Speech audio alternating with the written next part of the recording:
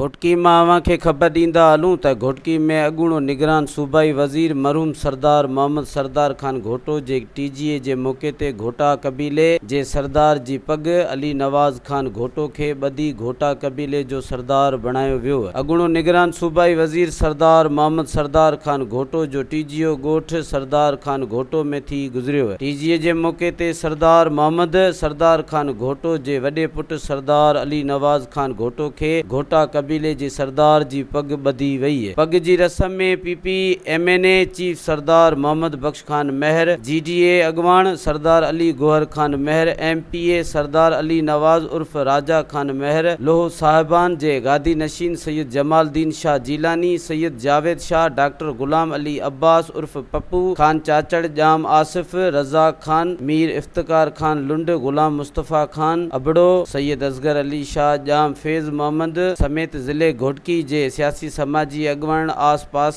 वारे इलाइक़े जे माण्हुनि समेत घोटा बिरादरी जे हज़ारे माण्हुनि वॾे अंग में शिरकत कई। इन मौक़े ते लोहे साहिबान जे गादी नशीन सैयद जमालदीन शाह जीलानी दुआ ख़ैर घुरी। टीजीए जे मौक़े ते खैरात जो बंदोबस्त कयो वियो। मज़ीद ख़बरनि ऐं तफ़सीलात लाइ विज़िट कयो असांजी वेबसाइट www.awamiNewsHD.com ऐं ॾिसंदा रहो अवामी न्यूज़ HD।